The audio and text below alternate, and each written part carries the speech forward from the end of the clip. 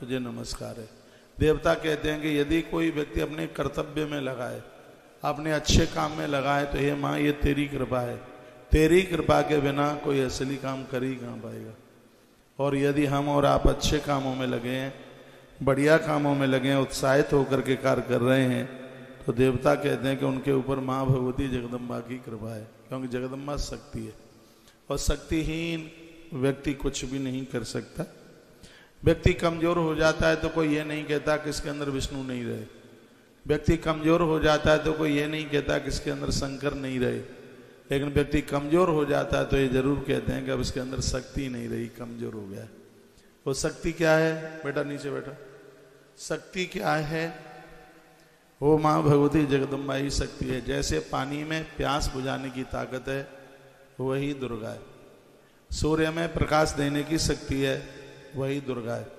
अन्न में भूख मिटाने की जो ताकत है, वही दुर्गा है। तो मैं आपको कहूँगा कितने भी देवी देवताओं का आह्वान आप बंधन कर लेना, लेकिन जब तक हमारी आराधना में, आपकी साधना में जब तक माँ जगदम्बा नहीं होगी, तब तक सब व्यर्थ है, बिल्कुल बेकार है। तो आज देवता माँ को बंधन प्रणाम करने लगे, कहने लगे हे माँ तू प्राण स्वरूपा है, तो ही बैखरी वाणी के रूप में उत्पन्न हुई है। अनेक प्रकार के जो प्राणी हैं उन सबका सृजन करने वाली तू है। इतना ही नहीं, तू कामधेनु तुल्य है। हे माता, अन्न तथा बल को देने वाली तू है। धरती पर जितने भी लोग भोजन करते हैं, अपनी जीविका चलाते हैं, यह देने वाली तू है। तू अन्नपूर्णा बन करके सबका पेट भर रही है, लक्ष्मी बनकर सबका पालन कर रही है, ब्रह्मांडी बनकर तू सबका सृजन कर रही है, और कल्याणी दुर्गा बन करके तू सबका कल्याण कर रही है।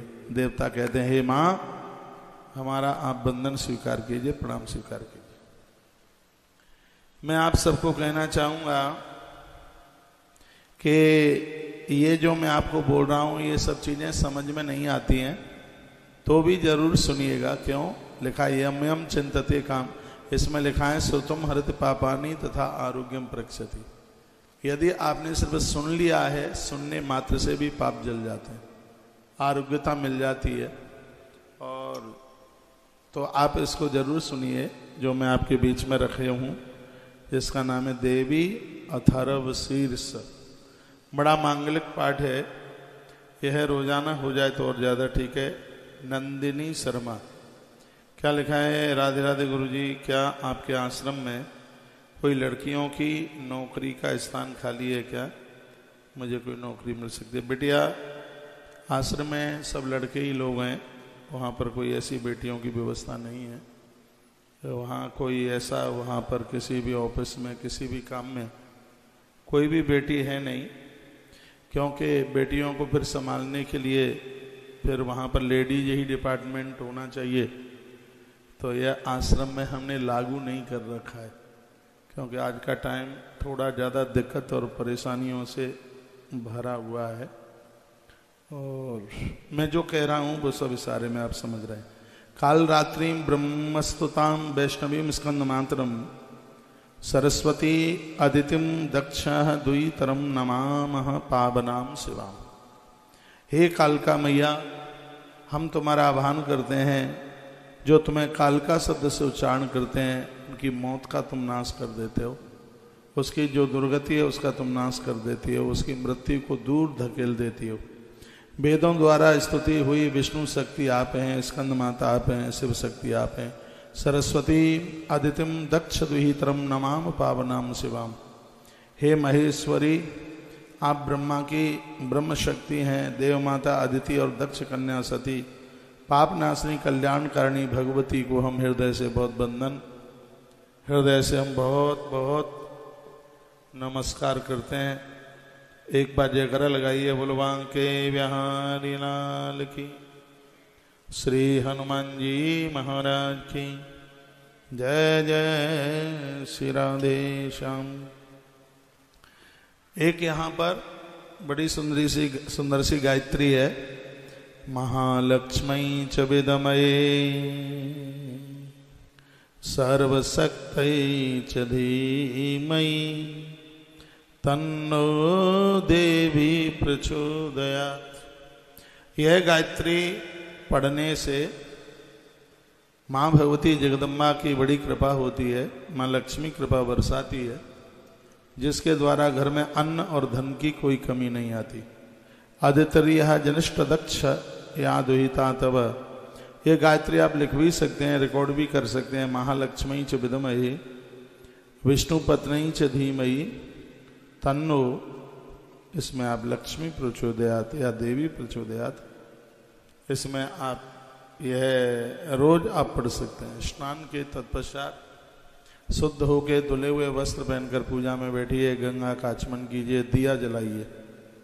दीप प्रज्वलन करने के तत्पश्चात पहले आप कुछ देर तक आंख बंद करके ध्यान में बैठें, प्रभु स्मरण में बैठें और एक 10 मिनट तक इस क्रिया को होते रहने दीजिएगा। यदि ऐसा आपने किया तो पूरी पूजा में आपको आलस्य प्रमाण नहीं आएगा, वासियाँ नहीं आएंगी। पूजा में आप बैठें, जल पी के बैठिए। पानी पी के पूजा में बैठोगे तो आपको नींद नहीं आएगी, बिल्कुल वो वासी नहीं आएगी, आलस्य नहीं आएगा, बिल्कुल भी प्रमाद नहीं आएगा। जल लेकर के, जल पी करके फिर आप पूजा में बैठें। आपके बीच बीच में मैं मैसेज भी लिख रहा हूँ, मैसेज भी पढ़ रहा हूँ।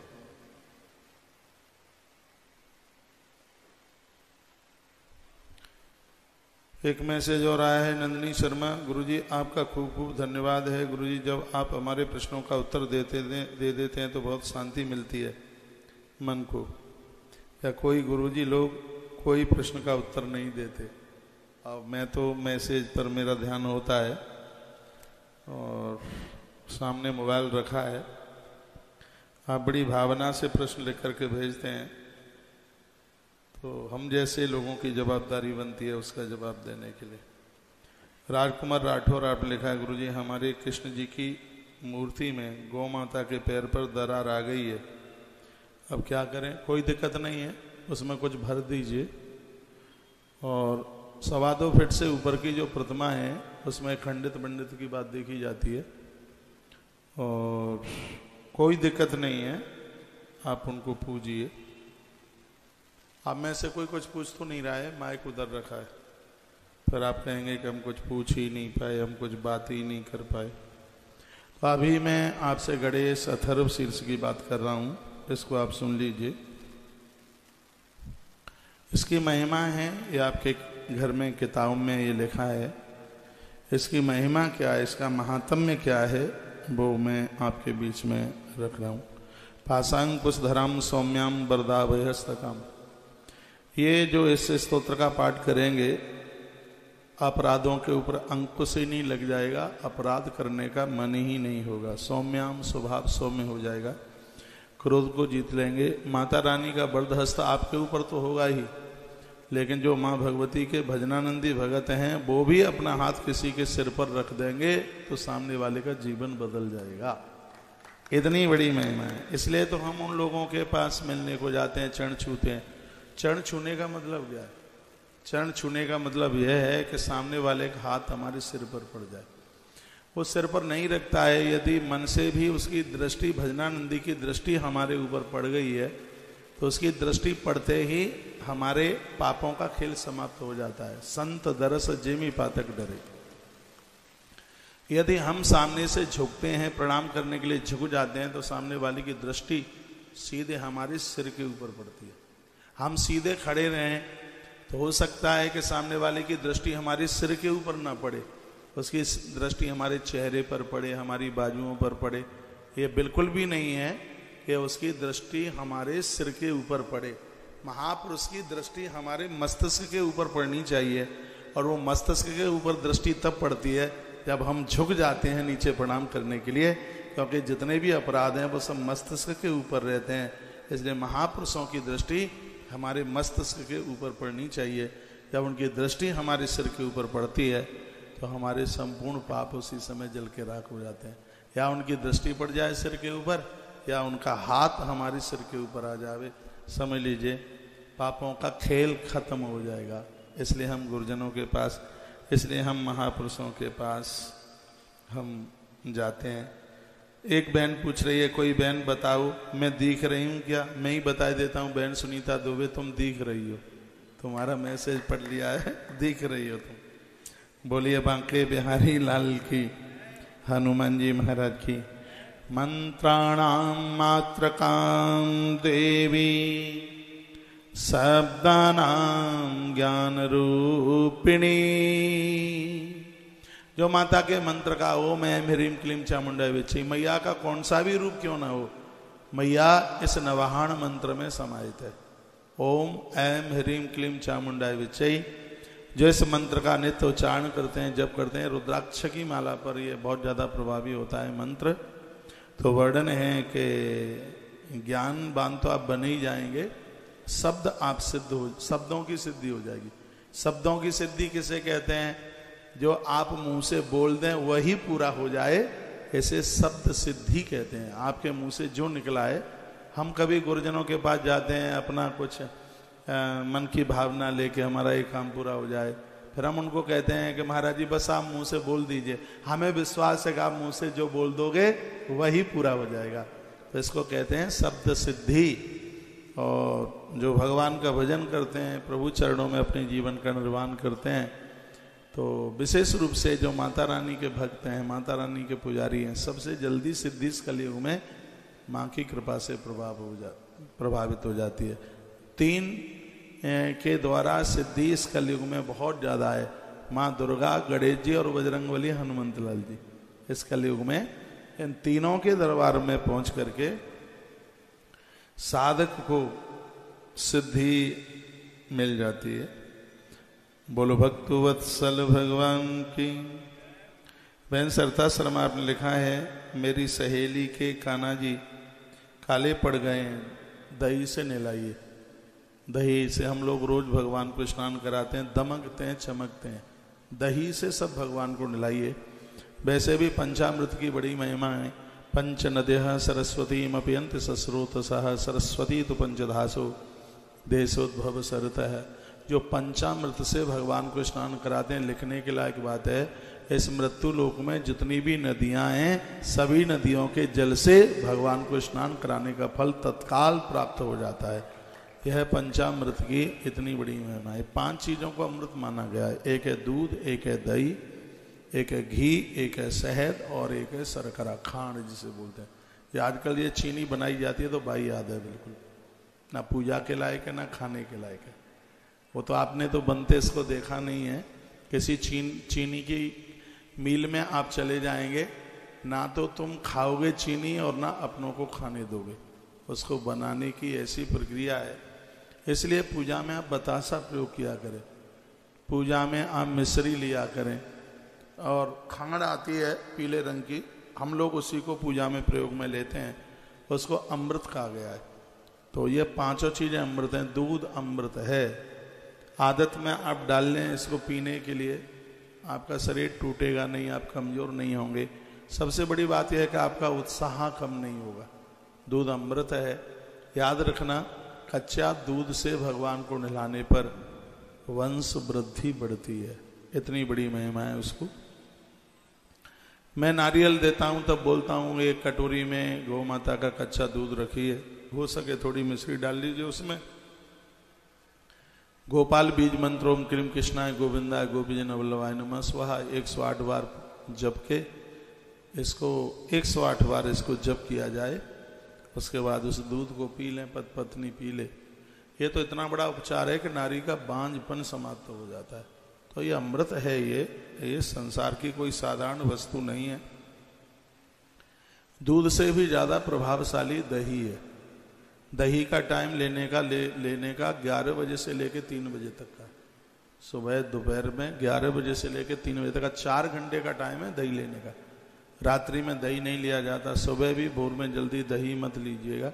दूध से भी ज्यादा फायदा दही करता है। पूजा में भी तो फायदेमंद है ही, ये खाने में भी फायदेमंद है। दही में कभी भी आप आयोडीन नमक और सेंधा नमक मत डालिए। जब भी आप दही में आप डालते हैं तो इसमें काला नमक डालिए, अजवाइन और जीरा भून करके डालिए। यह आपके पेट के कीड़े, आपके पेट की गैस, आपके पेट की गर्मी, पेट संबंधी जितनी बीमारियां हैं, 1 कटोरी दही ये सबको ख़त्म कर देगी। आपके राशन में, चूल्हे पर, चौके में बहुत खर्चे आते हैं, तो उसमें और जगह से कहीं से कम करके, और आप एक ऐसा नियम सा बना लीजिए कि हमारे घर में दोपहर की रसोई में सबके लिए एक एक आधा आधा कटोरी उसमें दही जरूर होगा।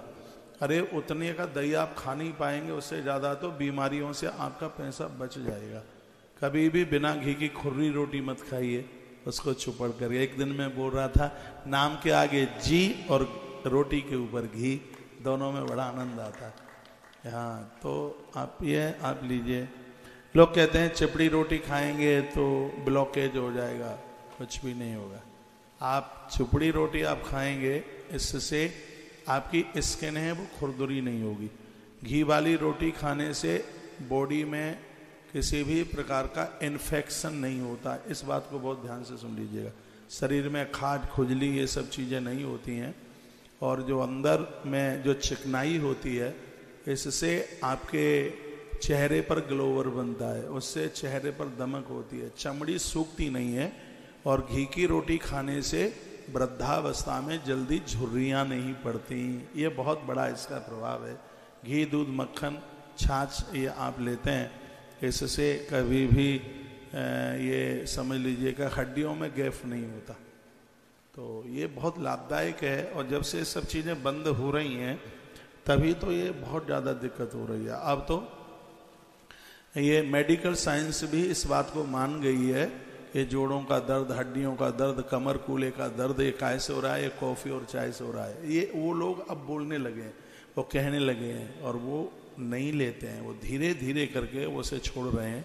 यदि आपको चाय की मैं तो नशीला ही कहूँगा उसको, उसका भी, जैसे शराबी को शराब पीने के लिए उसको तलब लगती है, चाय पीने वाले लोगों को भी ऐसी उसकी तलब लगती है। तो उस समय आप सौंठ का काढ़ा बना करके पीजिए, हल्दी का काढ़ा बना के पीजिए, धनिया का काढ़ा बनाकर, सूखा धनिया उसका काढ़ा बनाकर बहुत फ़ायदा करता है बॉडी के लिए। डायबिटीज भी 2 से 3 तरह की होती है। कुछ ऐसी डायबिटीज है जिसमें ग्लूकोज बनना बंद हो जाता है, सिर्फ आप उसमें मीठे का ही एक कारण मानते हैं, नहीं, उसमें कुछ नंबर 1, नंबर 2 ये डायबिटीज के कुछ ऐसे उसके क्रम है। तो उसमें एक भाग तो यही है कि धनिया के काढ़ा पीने से, और इसमें एक बहुत बड़ा सुधार होता है, बहुत बड़ा सुधार होता है। हमने बहुत लोगों के ऊपर इसका प्रयोग किया। तो मैं 100 बातों की एक बात ये कहना चाहूँगा कि आप अपने स्वास्थ्य का पूरा ध्यान रखिएगा। तो सुबह गर्म पानी पी लो। कल की कथा में मैं निवेदन कर रहा था, भोर में आपने ठंडा पानी ले लिया है, या आंतों को गड़बड़ कर देगा, अंदर का सिस्टम बिगाड़ देगा, क्योंकि खाली पेट पानी लग जाता है। इसलिए सुबह का पानी है थोड़ा गर्म करके, उबाल करके, कुनकुना करके फिर उसको पीजिए। इसको आप एक नियम में ले लें।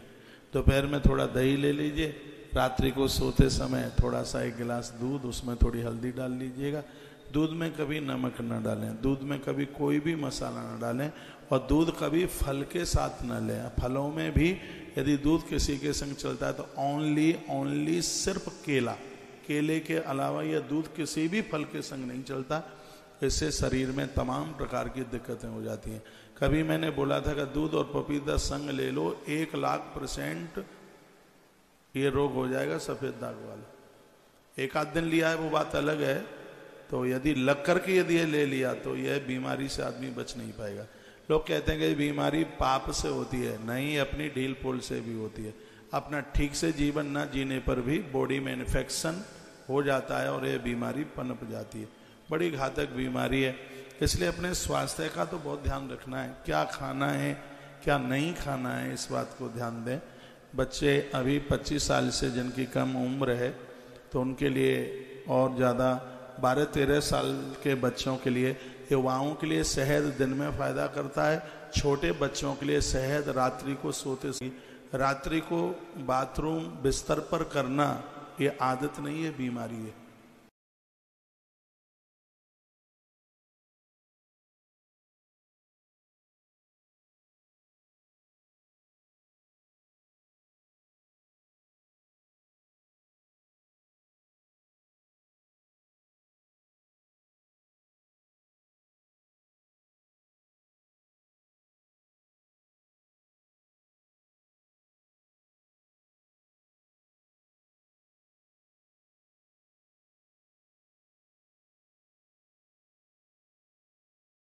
जब सुबह उनको पता लगता है कि हमने तो बिस्तर पर ही बाथरूम कर लिया, इन बच्चों को रात्रि को आप 1 चम्मच शहद हल्के से गर्म पानी में डाल करके फेंट कर मिला करके दे दीजिए, यह बीमारी ही खत्म हो जाएगी। रात्रि को बाथरूम बिस्तर पर करना ये आदत नहीं है, बीमारी है। आदत नहीं है, बीमारी है। और ये शहद इतना उसमें कारगर है कि उस बीमारी को ख़त्म कर देता है। तो एक हम बहुत छोटे होते थे तब एक किताब आती थी घर का वैद्य, लोग धीमे धीमे भूलते जा रहे हैं। जो आज बड़े हॉस्पिटलों में जाते हैं उनको लगता है कि हमारा इसमें समाज में बड़ा नाम है, उसका इलाज कहाँ हो रहा है, अपोलो में हो रहा है। अरे भाई, जीवन के बहुत अभागापन पैदा होता है तब तो हम अस्पताल जाते हैं, पुण्य क्षीण होते हैं, बीमारियां बढ़ती हैं। ये बीमारी का राधा रानी 3 दिन में दर्शन दे देगी यदि ब्रज में रहने वाला कोई ब्रज के सिद्धांतों के साथ रहे। उसमें उसके सिद्धांतों का जिक्र किया गया। लोग तीर्थों में जाते हैं, हरिद्वार जाते हैं, ऋषिकेश जाते हैं, देहरादून और हरिद्वार में रहने में दोनों में कोई अंतर ही नजर नहीं आता है। जैसे अपने देहरादून में रह रहे थे वैसे ही वो हरिद्वार में रह रहे हैं, कोई अंतर नहीं है 1% का भी। तो फिर कहां से कल्याण होगा? कोई अंतर मालूम पड़ता ही नहीं है। अपने सदाचार को जिंदा रहने दें। तो आप दुनियादारी के जो काम करते हैं उससे पहले आप स्त्री पुरुष आप कोई है, आप भोर में आप नहा के तो देखिए, पेट में गैस नहीं बनेगी। जो स्नान करके ही अन्न खाते हैं, दूध दही मठा छाछ आप बिना नहाए पी लेते हैं, कोई बात नहीं है। लेकिन जब अन्न की बात आती है तो वह पेट में तब ही जाना चाहिए जब आपका स्नान हो गया। कितना सुंदर लिखा है, सतम व्याय भोक्तव्यम सहस्रम स्नान माचरित। 100 काम करने से पहले भोजन कीजिए। टाइम से भोजन नहीं करोगे तो शरीर टूट जाएगा, आप रुगड़ हो जाएंगे। सिर्फ मीठा खाने से ही डायबिटीज नहीं होती, भूखे रहने से भी डायबिटीज होती है। आप पूरा दिन भर काम में लगे रहते हैं, नाश्ता आपका होता नहीं, 1-2 बजे आप भोजन करते हैं, पेट बिल्कुल खाली रहता है। खाली पेट तो पानी भी लग जाता है। कहते हैं ज्यादा पानी मत पी लेना, खाली पेट है। आपको पता है कि खाली पेट में ठंडा पानी क्यों नहीं पीते हैं? खाली पेट में ठंडा पानी इसलिए नहीं पीते हैं कि खाली पेट में वो पानी लग जाएगा। ऐसा कुनकुना पानी है, गर्म पानी है, जो खाली पेट पर पीने पर वो अमृत सजीवनी का काम करता है। वो गर्म पानी है, वो कुनकुना पानी है। कभी ठंडा पानी पी ही मत लेना, ये सब जकड़ा देगा, अंदर का तंत्र सब इठ उठू करके मोमबत्ती की तरह इठ जाएगा वो खाली पेट। तो थोड़ा आहार का, भोजन का, इसमें तो आप खुश हो रहे होंगे, खाने पीने की बात कह रहा हूं तो ये महाराज ने बड़ा अच्छा कह दिया है, तो ये तो और ठीक हो गया है। अब तो पत्नी को रिकॉर्डिंग सुनाई देंगे कि महाराज ने कहा कि सुबह नाश्ता जल्दी बनना चाहिए। पर महाराज ने यह भी तो बोला है कि सुबह जल्दी नहाना चाहिए, उसकी भी रिकॉर्डिंग कर लेना। 1000 काम करने से पहले स्नान, सहस्रम स्नान माचरेत, 1000 कामों को करने से। लेकिन आपके सब काम हो जाते हैं, नहाना बकाया रहता है। सब्जी आप छौंक देते हैं बिना नहाए, आटा आप गूंथ देते हैं बिना नहाए, और फिर सब कर गुरु करके सब काम फिर जाते हैं 4 लोटा पानी ढालने के लिए। जैसे महादेव की पिंडी पर चढ़ाना है 4 लोटा पानी। स्नान 6 कर्मों में से एक है। स्वच्छता के साथ, पवित्रता के साथ हो। पुरुष नहावे, नाभि के नीचे वस्त्र होना चाहिए। 6 काम ऐसे हैं, यदि देह पर वस्त्र नहीं होगा तो घोर पाप लगेगा। मैं 6 काम बोल रहा हूं। स्नानम दानम तथा होमम शयनम गमनम भुजिम। कहा गया है कि स्नानम दानम, सबसे पहला स्नान करते समय पुरुष को नाभि के नीचे वस्त्र, स्त्री के लिए नहाते समय पूरे शरीर के ऊपर वस्त्र होना चाहिए। आप साड़ी पूरे शरीर पर नहाते समय नहीं रख सकते हैं तो कोई ऐसा परिधान, कोई ऐसा वस्त्र नहाते समय आपके कंधे के ऊपर, मातृशक्ति को बोल रहा हूं, यह होना ही चाहिए। मातृशक्ति के लिए स्नानम, आपको पता है वो मैया नहाने को ही तो जा रही थी, शंकर जी अंदर आ गए। उसी समय तो गणेश जी का सृजन हुआ है, गणेश जी प्रकट उसी समय तो हुए, ऐसे पुराण में कथा आती है। क्या निवेदन किया है कि पति और पत्नी का संबंध बहुत करीब है, इतना है नहीं किसी का, लेकिन वह पुरुष बड़ा बड़भागी है जो अपनी घरवाली को कभी नहाते हुए नहीं देख पाता। ये तो हमारे ग्रंथों में वर्णन है। इन मर्यादाओं को आप कैसे दुत्कार दोगे उसे? पूर्व का जो समय होता था, लोग घर में आते थे, खांस के आते थे, बहू बेटियां सिर खोले हुए बैठी हुई होंगी तो वो थोड़ा कैसे कर पता है, ग्रामीण परंपराओं से जो लोग जुड़े हुए, इतनी मान मर्यादाएं ये सब हुआ करती थी। स्नानम, नहाते समय, और मैंने तो यहां तक पढ़ा है, देखा है, जो पुरुष नारी को विवस्त्र देखता है उसके संपूर्ण पुण्य क्षीण होते हैं। स्नानम, नहाते समय, स्नान करते समय देह के ऊपर वस्त्र होना चाहिए। स्नानम,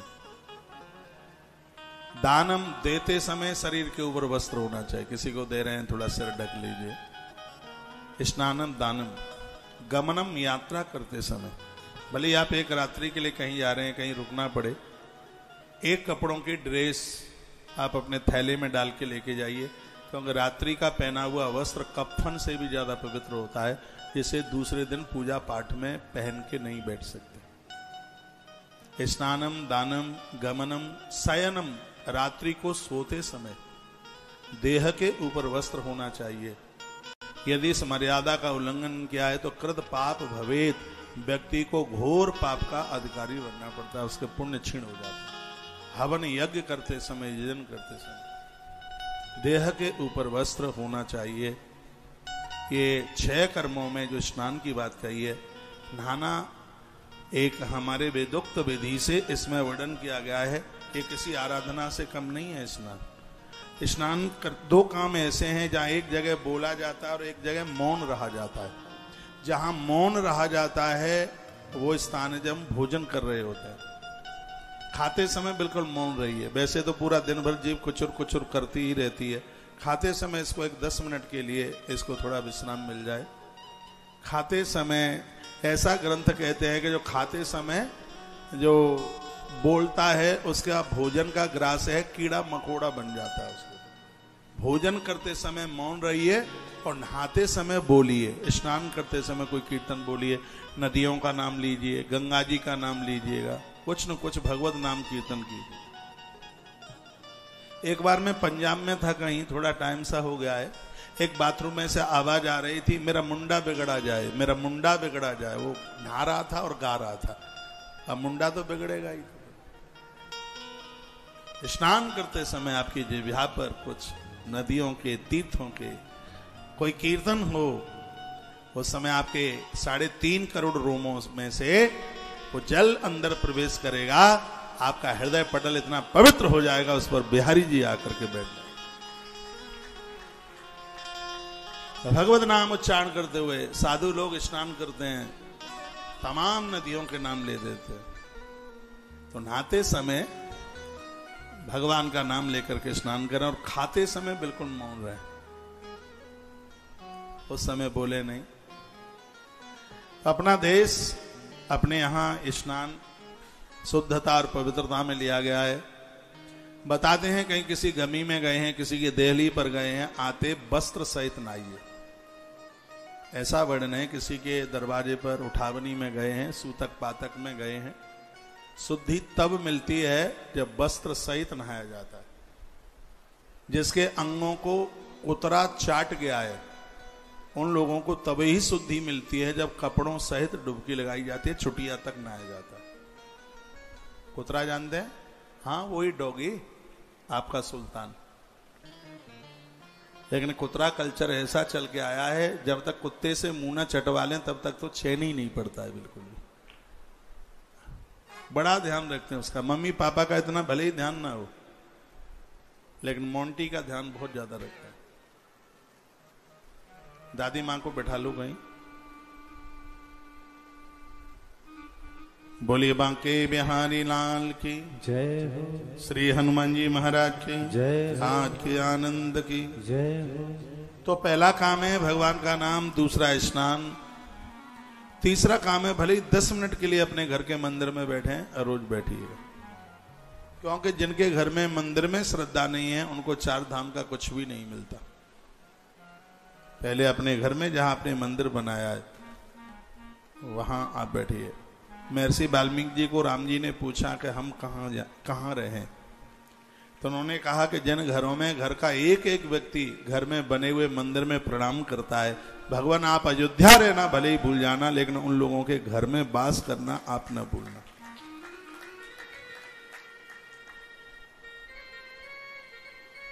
आप कहीं भी बाहर जाते हैं तो अपने घर के भगवान को कह के जाइए कि हम बाहर जा रहे हैं, हमारा ख्याल रखना। जब आए तो पहले उनको प्रणाम करें। मैं आपके घर रुका हूं, मैं आता हूं तो तुम्हारे मंदिर में प्रणाम करता हूं और ये कहता हूं प्रभु आज्ञा दीजिए, अपनी सेवा के लिए जा रहा हूं और आपसे मांग करके जा रहा हूं कि मुझे फिर आप दर्शन दे देना। मैं हृदय की भावना बता रहा हूं, मैं यही बोल के आता हूं, क्योंकि मुझे यह पता है कि देखने को वो प्रतिमाएं हो सकती हैं, लेकिन वो साक्षात ईश्वर है, वो भगवान है। हम लोगों के तो ध्यान में वो ईश्वर है, वो कभी पत्थर प्रतिमा वो हो ही नहीं सकता। कभी कभी तो यह आवाज होता ही है, अंदर से आवाज जा रही है, जा मेरे बेटा लाल करके आना कमाल, मेरे प्रति ध्यान रखना तो मेरी कृपा से होगा माला माल, किसी भी चीज की कोई कमी नहीं। 6 कामों में एक काम है, भले आप 10 मिनट के लिए बैठे, अपने घर के मंदिर में बैठिए, एक माला घुमाइए, प्रभु को प्रणाम कीजिए, दिया जलाइए। भाग्य की रेखा बदल जाती है दीप प्रज्वलित करने से, जीवन का ज्ञान मिट जाता है दिया जलाने से। सूर्य भगवान के प्रति मेरी बड़ी श्रद्धा है, लेकिन दिए के प्रति कम नहीं है। कुछ पंक्तियां मैं गुनगुनाता रहता हूं, मुझे लगा कि कभी मैं दिया जला रहा था तो दिया मुझसे कुछ बोल रहा था। दिए ने मुझसे क्या कहा था, बेटे मैं सूरज नहीं जो शाम होते ढल जाऊंगा। दिए ने कहा था मेरे बेटा मेरे लाल, मैं सूरज नहीं जो शाम होते ढल जाऊंगा, मेरे प्यारे लाल मैं एक दिया हूं, तू जब जला लेगा तभी तेरे काम आऊंगा। पूजा पूरी नहीं होती जब दीप नहीं जलाया जाता। 16 उपचार हैं पूजा के, उसमें दिया जलाया जाता है। दिया जलाते समय सूर्य और चंद्रमा का आह्वान किया जाता है। चंद्रमा मनसो जातक चचो सूर्यो अजायता, ये दिया जलाने का मंत्र है वेद में। आपसे मंत्र नहीं आता है तो मैं प्रार्थना कर रहा हूं आपको, प्रार्थना पर आप मान लीजिए। जिस समय ध्यान मत देना इधर बिल्कुल भी। दिया जलाते समय सूर्य और चंद्रमा का ध्यान किया जाता है और क्या कहा जाता है, भगवान मैं दिया जला रहा हूं, इसलिए जला रहा हूं, हे सूर्य और हे चंद्र तुम मेरी आंखों में आके बैठ जाओ। हे सूर्य देवता तुम मेरी आंखों में बैठोगे तो मैं पाप दृष्टि से किसी को नहीं देखूंगा। हे चंद्रमा तुम मेरी आंखों में बैठोगे तो मैं क्रोध दृष्टि से किसी को नहीं देखूंगा। ये दिए से प्रार्थना की जाती है, उस समय सूर्य और चंद्रमा का ध्यान किया जाता है। दिया जला करके लोग क्रोध को और वासना को दोनों को जीत लेते हैं। ये जो भी 16 उपचार से जो पूजा होती है, इसमें हर चीज का प्रभाव है। हम चावल को अक्षत कहते हैं। अक्षत का मतलब है जो टूटा नहीं। पूजा में कभी टूटा चावल नहीं चलता। यदि आप चावल के व्यापारी हैं, मेरा निवेदन है आप टूटे चावल का पैसा ले रहे हैं तो ही आप टूटे चावल दे सकते हैं। यदि आपने साबुत चावल का पैसा लिया और टूटे चावल मिला करके दिए, परिवार टूट जाएगा, बिखर जाएगा। पैसा जिस चीज के लिए आप ले रहे हैं तो उसे वो चीज दीजिए। हम लोगों ने एक वैश्य है तुलाधार वैश्य, महाभारत में कथा आती है इसकी, 1 मिनट में सुना दूं, यहाँ वैश्य लोग काफी बैठे हैं। तुलाधार वैश्य की कथा आती है महाभारत में। कथा इस प्रकार से हुआ है कि एक महात्मा ने तप किया। महात्मा था जाबाली, जहां पर तप किया था उस स्थान का नाम आज जबलपुर पड़ गया। जटाएं इतनी लंबी लंबी हो गई थी कि गौरैया ने अपना स्थान बना लिया। साधु को अहंकार आ गया कि मेरी तपस्या इतनी हो गई है कि जीवों ने मेरी जटाओं में अपना स्थान पा लिया। आकाशवाणी हुई और कहा, महात्मा जी अहंकार मत करना। बणिए के घर में जन्म लेने वाला तुलाधार अपनी साधना में बहुत आगे है। और ये शब्द सुनते हुए काशी में रहने वाले तुलाधार के पास में जावाली महात्मा पहुंचे। उसका नाम जबलपुर इसीलिए क्योंकि महात्मा जावाली ने वहां तप किया। तो एक दुकान पर पूछने लगे कि मैं वैश्य तुलाधार से मिलना चाहता हूं। ये कथा भविष्य पुराण में भी है, महाभारत में तो है ही। उस व्यक्ति ने कहा कि मैं ही वैश्य हूं तुलाधार, क्या तुम आकाशवाणी सुनकर के आए हो? महात्मा जी ने कहा, तुम्हें कैसे पता चला? वो कहता है, तराजू मेरा मंदिर है, ग्राहक मेरा देवता है, और वस्तु में मैं कभी मिलावट नहीं करता। मैं तो विश्वनाथ की देली पर नहीं पहुंच पाता, लेकिन बाबा विश्वनाथ रोज मेरे यहाँ आते हैं। और विश्वास नहीं तो देखो, तराजू में विश्वनाथ जुड़ रहे थे। महात्मा जावाली लंबे होकर के गिर पड़े। जीवन में पैसा चाहिए, लेकिन ऐसा पैसा नहीं चाहिए जहां हमारा धर्म खो जाए। युधिष्ठिर और दुर्योधन में यही तो अंतर है। जो भगवान के श्री चरणों में आया है, किसी भी चीज की कोई कमी नहीं रहती। व्यापार भी ऐसा कीजिए, डंगे की चोट 2 रुपया ज्यादा लीजिए भाव में। आपका ईमान आपको इतनी खुशियां देगा कि आप विचार में पड़ जाएंगे कि ईश्वर ने कितना आनंद दिया। मैं एक बार फिर कहूंगा कि जिस चीज का पैसा आप ले रहे हैं, समाज को वही देना। आजकल तेल में मिलावट होती है, बहुत कुछ मिलाया जाता है। अरे और तुम छोड़िए, यज्ञ के लिए तिल मंगाई जाएं। उज्जैन जैसी पवित्र नगरी 2004 के कुंभ में हमने तिल मंगाए। तिल में राख मिली हुई थी, हल्की हल्की कंकड़ियां मिली हुई थी। पता नहीं आदमी क्या करेगा इस पैसे के लिए। अपना धर्म कर्म भी बेच देगा क्या? आप यहां व्यापारी लोग हैं, ऐसा व्यापार मत करना जिसमें आपको तराजू से तौल के कम देना पड़े। एक आटे के कट्टे पर लिखा होता है 50 kg, लेकिन कभी भी तौलना 49.200, 49 किलो 200 ग्राम, 49 किलो 250 ग्राम, ज्यादा से ज्यादा 49 किलो 500 ग्राम, और पैसा पूरा लिया जाता। नेट वेट और लिखा हुआ है उस पर, नेट वेट उसके ऊपर बिल्कुल क्लियर। इसका वजन 50 किलो है। तो 50 किलो नहीं होता, वो 1.25 किलो कम बैठता है, 700, 750, 500 ग्राम कम बैठता है। आश्रम के साथ ऐसे लोग भी जुड़े हैं जिनका नगद लेना नगद देना। तराजू तौल लो, चाहे जितने लोग लगा लो। हमने अपने लोगों को यही तो संस्कार दिए, यही तो शिक्षाएं दी। और इतने आनंद के साथ में लुधियाना में एक परिवार है जिनके यहाँ बहुत कोलो स्पेलर लगे हुए हैं, और रोज की उनकी बहुत भारी इनकम है। रोज नगद लेना नगद बेचना। क्या कोई मजाल है कि 1% की भी उसमें कोई मिलावट हो?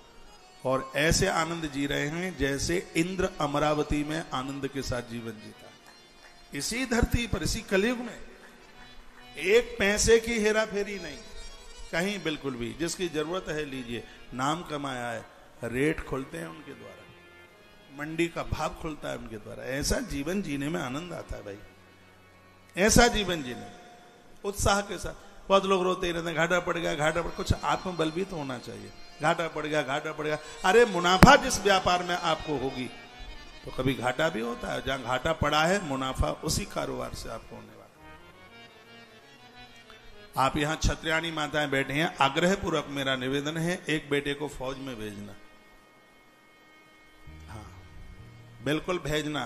वो बंदूक लेकर के वहां खड़ा रहे वहां पर। और एक बेटे को ईमान की राजनीति से जोड़ना, क्योंकि इस देश की गद्दी को चलाने में क्षत्रिय का एक बहुत बड़ा दिव्य स्थान रहा है। ये देश की रक्षा के लिए आप यदि यहां ब्राह्मण लोग बैठे हुए हैं, एक बेटे को पंडित बनाना, हाँ उसको बनाना जरूरी है। और मैं कहूंगा यदि यहां वैश्य वर्ण के लोग बैठे हुए हैं, जहां तक बने अपने बच्चों से नौकरी मत करने देना। नौकरी क्यों करी? गर्ज पड़ी तब करी। आपकी धमनियों में व्यापार है, आपकी धमनियों में बिजनेस है। नारियल कहां से लाया जाएगा ये तुम्हें पता है, ये मुझे नहीं पता। इलायची कहां मिलती है ये तुम्हारे खून में है, ये तुम्हें पता है कि इलायची कहां से आती है, ये तुम्हें ही पता है, ये और किसी को नहीं पता है। लौंग का पैदावार कहां पर है ये आपको पता है क्योंकि ईश्वर ने आपको भेजा इस काम के लिए।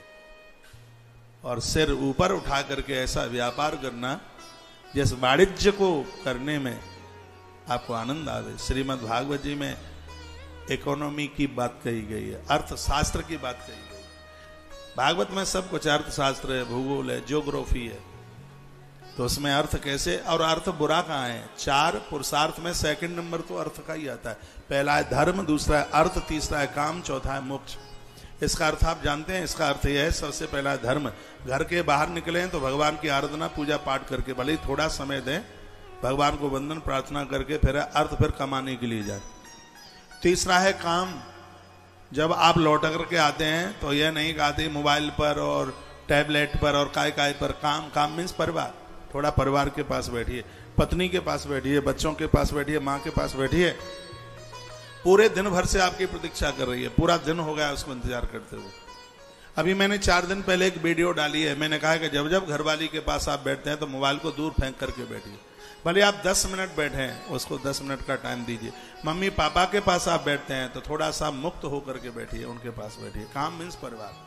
और उन लोगों के परिवार कभी उजड़ते नहीं हैं जिनके पास में समय है अपने परिवार को देने के लिए। जितना टाइम आप बिजनेस को देते हैं, कुछ टाइम परिवार के लिए भी होना चाहिए। जो टाइम आप अपनी पूजा पाठ के लिए देते हैं, धर्म के लिए देते हैं, मठ मंदिर तीर्थ यात्रा के लिए देते हैं, कुछ टाइम आपके पास में अपने परिवार के लिए भी होना चाहिए। ये 4 पुरुषार्थ क्या है? 4 पुरुषार्थ यही है कि सुबह पहले भगवान की पूजा पाठ करके अर्थ फिर कमाने के लिए जाइए, और फिर समय से अपने बच्चों के पास परिवार के लिए समय से लौट करके आइए, और उसके तत्पश्चात मोक्ष। रात्रि सोने के लिए दी है, पटक दो मोबाइल दूर, 3 फीट दूर मोबाइल रखिए। बहुत लोग छाती पर मोबाइल रख करके सोते हैं, और आपकी 6 घंटे की 7 घंटे की नींद पूरी होनी चाहिए। आपने तो मोक्ष का अर्थ समझ लिया है कि मरने के बाद वहां आलीशान कोई मकान भवन बनेगा। ये चारों पुरुषार्थ इसी मृत्यु लोक में घटित होने चाहिए। रात्रि को बिना टेंशन के सोइए, किसी भी प्रकार का टेंशन नहीं। मेहनत आप कीजिए, परिणाम भगवान के ऊपर छोड़ दीजिए। सबसे बड़ा मोक्ष यह है कि आपको टैबलेट लेकर के नहीं सोना पड़ता। जैसे आप बिस्तर पर पहुंचते हैं और शीघ्र ही निद्रा देवी आपका वर्ण कर लेती है, निद्रा देवी पधारती है और आप आराम से सोते हैं। ये हैं 4 पुरुषार्थ। कुछ ऐसा जीवन जिया जावे तो जिंदगी जीने में आनंद आता है। एक बार जयकारा लगाइए, बोलो भक्तवत्सल भगवान की जय, श्री हनुमान जी महाराज की जय। मैं लौटाकर आपको उन्हीं 6 सूत्रों में लेके आ रहा हूं। पहला है भगवान का नाम, दूसरा है स्नान, तीसरा है मंदिर में जितनी देर, थोड़ी देर भी आप बैठें, अपने घर के मंदिर में बैठिए। और अगली बात फिर कही गई है, वो ये है कि आपके चूल्हा चौके से जो रोटी बनती है वो गौ माता के लिए चंदिया निकालिए, पहले वृद्धों को दीजिए, उन्हें परोसिए। और फिर अगली बात कही है, चींटियों को, कबूतरों को, पंछियों को, इनको डालिए। ये सटकर्म तो व्यक्ति को रोज करने चाहिए। एक गृहस्थ का धर्म है, 6 काम रोज करे। एक बार फिर रिपीट कर रहा हूं। सबसे पहले भगवत नाम, दूसरा स्नान, 2 हो गए। तीसरा है अपने मंदिर में बैठकर भगवत आराधना, भगवान की पूजा, 3 हो गए। चौथा है गौ माता के लिए रोटी। 5वां है अतिथि के लिए भोजन। कोई मेहमान आया है, पहले खुद मत खाइए, क्योंकि अतिथि देवो भव, अतिथि साक्षात भगवान का रूप होता है। घर में बुजुर्ग हैं, उन्हें दीजिए। अतिथि आए हैं, उन्हें दीजिए। घर में बच्चे हैं, पहले उन्हें जमाइए, उन्हें खिलाइए। और 6वां काम है पंछियों के लिए दाना डालिए। इसको भूत यज्ञ, प्राणी यज्ञ कहते हैं। इसको कहते हैं मानवीय सटकर्म। ये गृहस्थ धर्म के 6 कर्म हैं, इन्हें आज से ही आरंभ कर दें।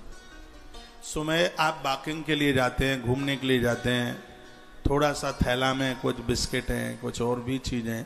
कुतरा स्वान, कुत्ता पालना ठीक नहीं है, लेकिन कुत्ते को खाने को देना बहुत ज्यादा शुभ है। जो कुत्ते को खाने के लिए देते हैं उनके घर के ताले नहीं टूटते, उनका पैसा बाजार में नहीं मारा जाता।